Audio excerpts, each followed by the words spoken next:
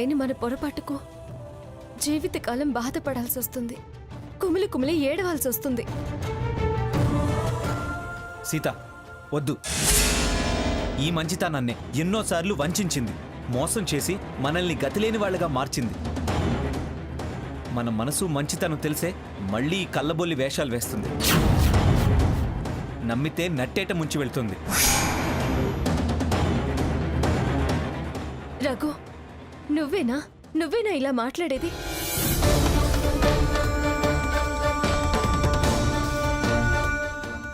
దాని కళ్ళలో భయం, ఒంట్లో వణుకు, అది ఏ పరిస్థితిలో వచ్చిందో కూడా చూస్తూ అలా ఎలా మాట్లాడగలుగుతున్నావు? తను పెట్టే బాధ అనుభవిస్తున్నాం కనుక. అవును సీత, మనసు మెత్తని తనం దాని విషయంలో పనికిరాదు. అయితే గుండె బండ చేసుకుని అందరం దాని గొంతు నులిమేద్దామా? సీత మరేంటమ్మా, అదంత దీనంగా కాళ్ల వేళ్ల పడి ప్రార్థిస్తుంటే అంత కఠినంగా ఎలా మాట్లాడుతున్నారు? వదినా, ఈ కఠినత్వానికి కారణం ఎవరు? ఇది కాదా? ఈ స్థితికి పరిస్థితికి కారణం ఇది కాదా? ఈ క్షణం తను ఎందుకొచ్చిందో తెలుసా? మారి కాదు, మరో దారి లేక కాదు, ఇప్పుడు మన అవసరం వచ్చింది. దీని అంతం ఈ కాలానికి, ఇలాంటి దుర్మార్గులకి నీతి కావాలి.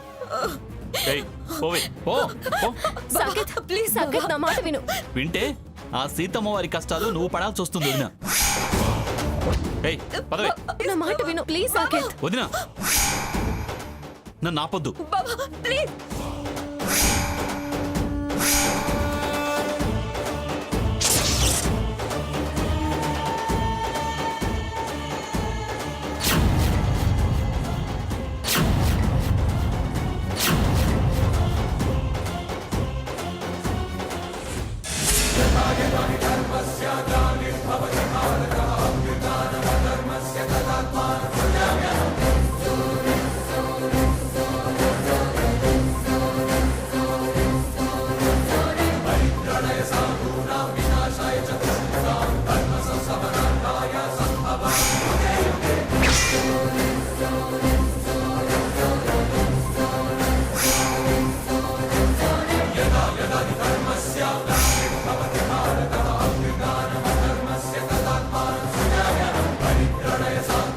నేను పశ్చాత్తాపడి ఇంటికొచ్చి క్షమాపణ అడుగుతుంటే కూడా మీరు వినటం లేదంటే నా స్థానం ఏంటో, ఏం చూసుకొని ఇంత ధైర్యంగా ఉన్నారో నాకు అర్థమైంది.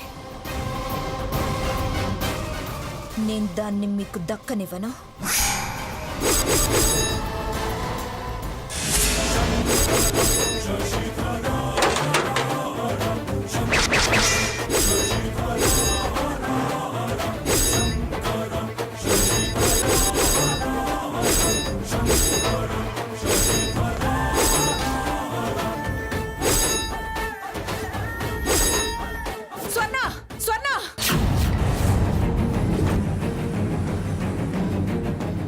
ఏంటి సావిత్రి, ఏమైంది? స్వర్ణ వచ్చిందండి.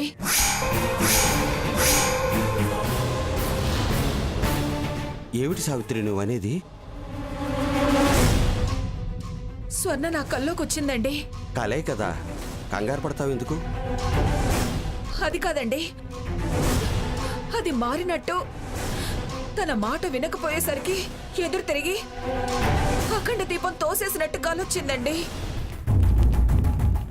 చూడు సావిత్రి, అది మారితే ప్రపంచంలో ఒక వింత అవుతుంది.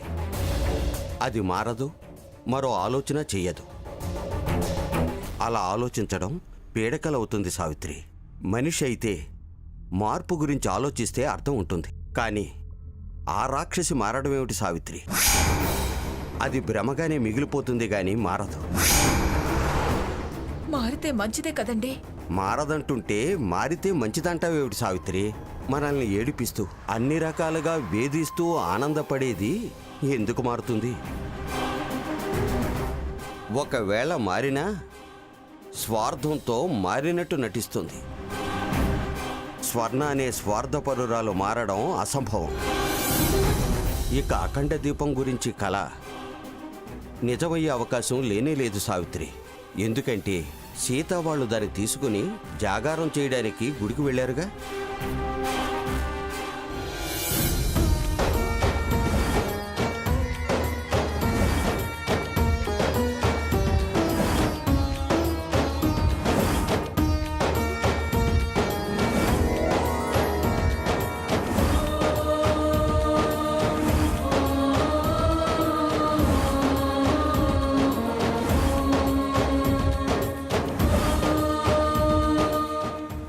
ఎందుకో సావిత్రి.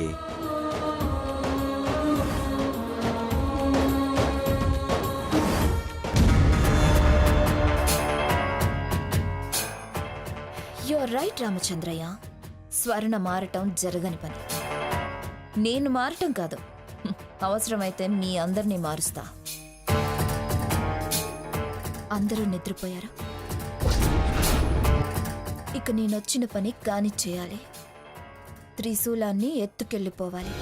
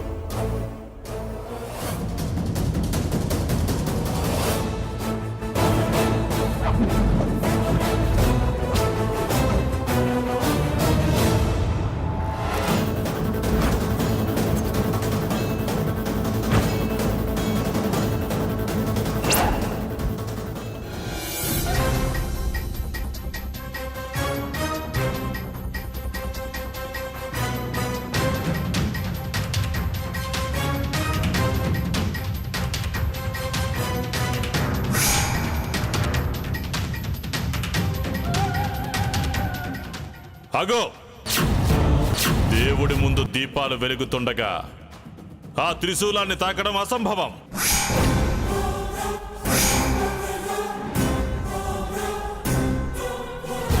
ఆ జ్యోతులను ఆర్పితే త్రిశూల శక్తి తగ్గుతుంది.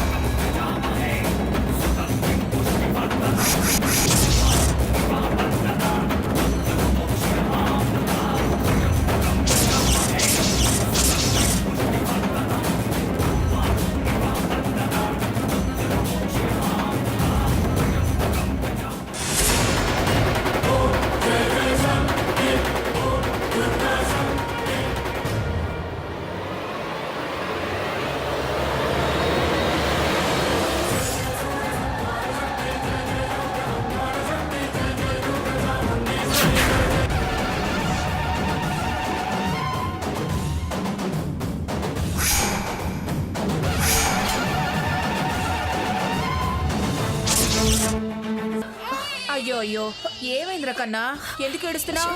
ఊరుకో నాన్న ఊరుకో. ఏడోకు నాన్న ఏడోకు.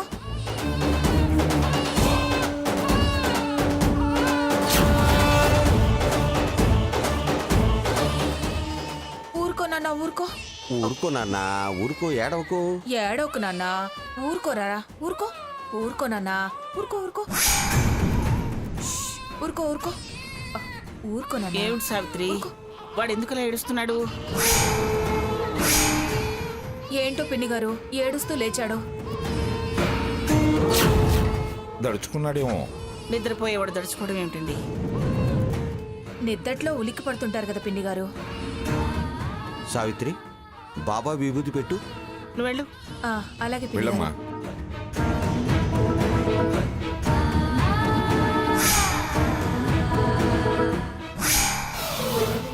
అయ్యో అదేమిటి, దీపాలు కొండెక్కి.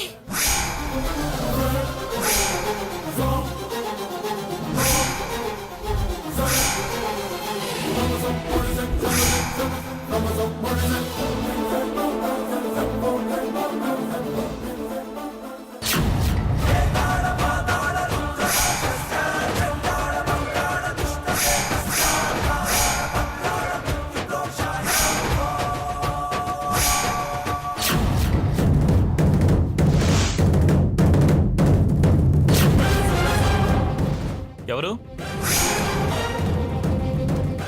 ఎవరు ఇక్కడ దాక్కున్నావేంటే? ఆ? ఏంటి? నడు నడు నడవే నడు.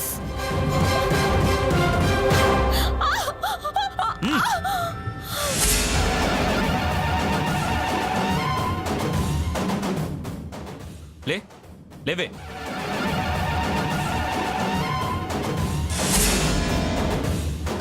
త్రిశూలం నీ చేతిలో ఉందంటే అంటే త్రిశూలం దొంగతనం చేయడానికి వచ్చావా? ఎంత ధైర్యమే నీకు?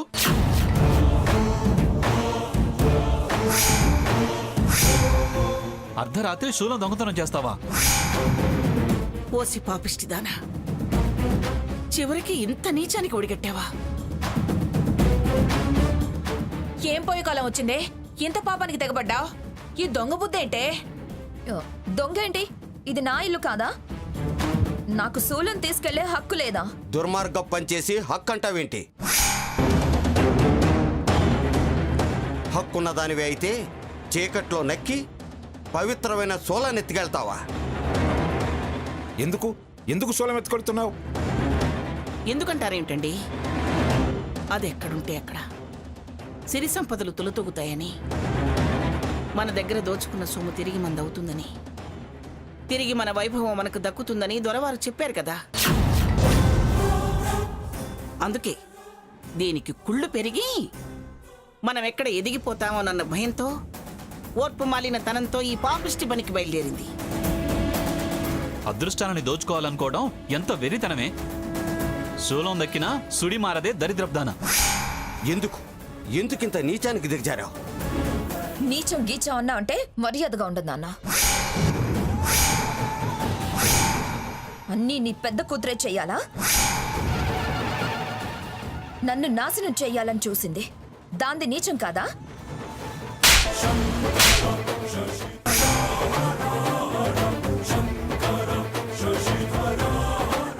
తప్పుడు కోతలు కూసావంటే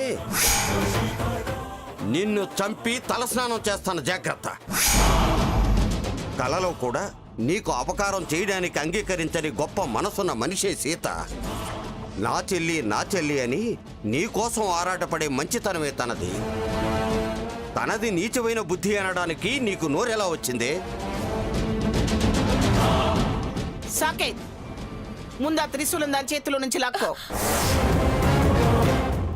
రేపు ప్రాయశ్చిత్తం చేసి పునఃప్రతిష్ఠ చేయిద్దాం. ఏయ్, ఇలా ఇవ్వే. ఇవ్వు. నేనివ్వను. ఇవ్వవే.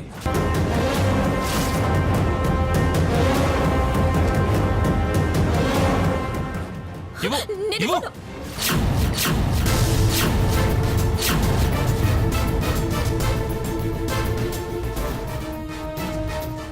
ఇంత కష్టపడి దీన్ని తీసుకుంది తిరిగి ఇవ్వడానికా? ఏంటే నువ్వు పడ్డ కష్టం? దొంగతనమా? కొండ కోన కాలినాడకన వెళ్ళి కష్టపడింది మేము. వదిన తన పవిత్ర హస్తాలతో ప్రతిష్ఠ చేసింది. పాపిష్టి చేతులతో దాన్ని పెగిలించి తీయడమా నువ్వు పడిన కష్టం?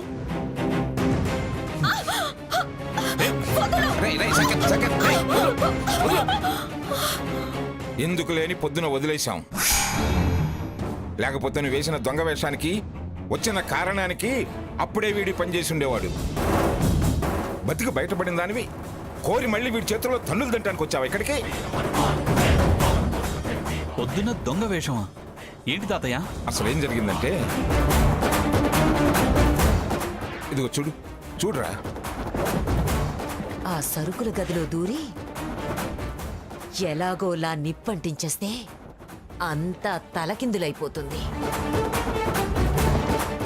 అయితే మీరు మెల్లగా వెళ్ళి గదిలోకి దూరండి. నేను వంటల దగ్గర కిరోసిన్ టిన్ ఉంది, ఎత్తుకొస్తాను.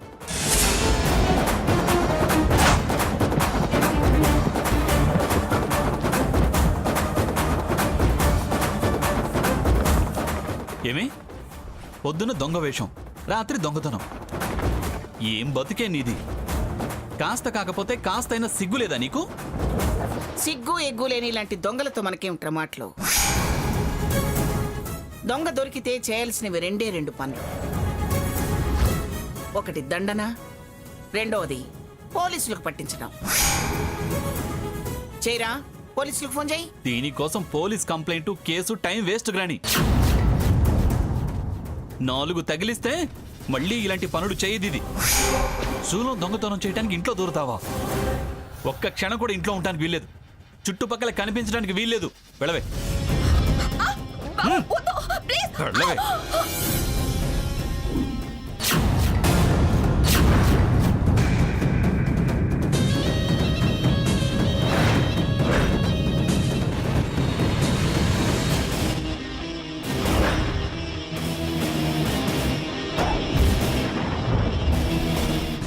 నువ్వెవడ్రా? రేయ్, రేయ్, రేయ్, సెకండ్, సెకండ్, రా, రా.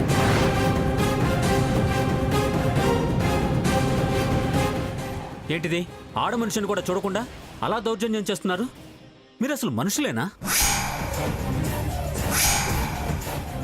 అడిగేవారు ఎవరూ లేరనా? ఎంత దుర్మార్గం! ఎవడా నువ్వు వాగుతున్నావు? దుర్మార్గులు ఎవరో నీకు తెలుసా? అసలు ఇది ఏం చేసిందో నీకు తెలిసే వాగుతున్నావా? నేను వారి పర్సనల్ లాయర్. ఏంటి, నువ్వు లాయర్వా?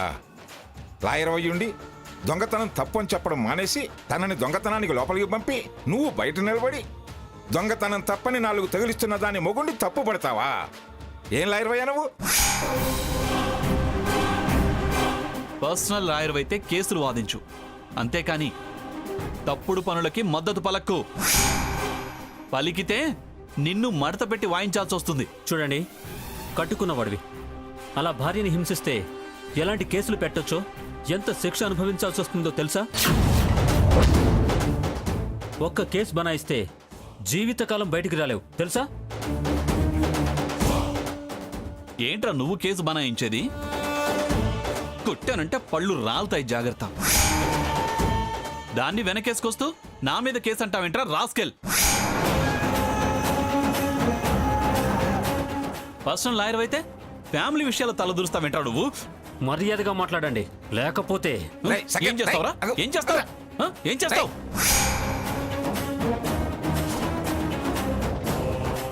దొంగతనం చేసిన దాన్ని వదిలేసి నాకు మర్యాదలు నేర్పిస్తావేంట్రా? చంపేస్తాను రోయ్, రేయ్. జాగ్రత్త.